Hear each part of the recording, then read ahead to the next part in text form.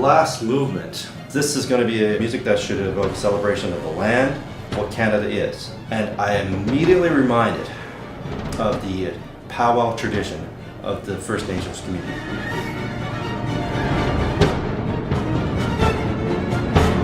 I saw just how energetic and how much passion and power is expressed in these powwows in the collective setting. And the dancing that ensues is just another layer of this celebration of the land. And there's always that constant beat. Hi, my name is Vincent Ho. I am a composer. I've been composing since I was 14. I was assigned the last movement, the fifth movement. And that's an overwhelming responsibility, and I'll tell you why. Historically, when it comes to symphonies, the last movement is the movement that sums everything up. And so with this 5-movement work, it's 45 minutes long, I have to ensure that this movement really does sum up what I guess the symphony is going to be. Now, the last movement, it's a celebration of life, but it's also a celebration of, I guess, the land we live on. The rivers, the mountains, the streams, the sky. Now, Dorothy is the fourth movement, and she comes right before me. Reading Dorothy's movement, I decided, okay, let's see how she ends her movement, because that's going to determine how I'm going to open mine. Compressed energy is about to explode. This movement ends with a silence before the storm. Knowing that, and knowing what some of the other composers are doing, that helped kickstart some of the musical ideas I want to explore.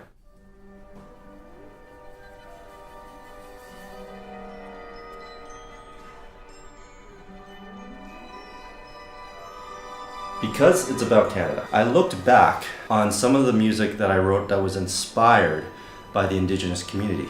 2 works, The Shaman and the Arctic Symphony. Especially the Arctic Symphony. In the last movement of my Arctic Symphony, I wrote material that was inspired by the throat singing tradition of the Inuit people. I was in the Arctic as part of an expedition back in 2008, 2009. Life-changing experience. I decided to go back and revisit some of the material that I had used in the Arctic Symphony. And I decided, well, actually, these throat singing motifs, I'm going to create some motifs that are like inspired by that, but created in my own language that generates the momentum of this last movement.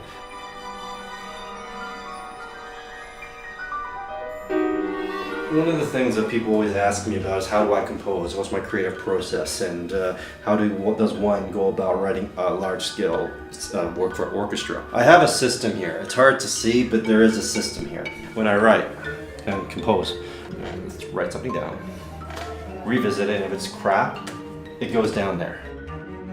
If it's something that has potential, I put it over there.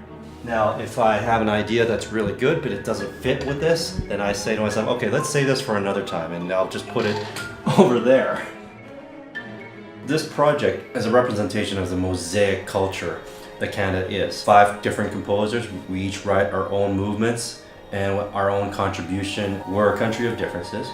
A lot of us come from different cultures, different backgrounds, different experiences, but what makes Canada so great is that we embrace those differences. We don't expect people to conform or assimilate to some overriding notion of what being Canadian is.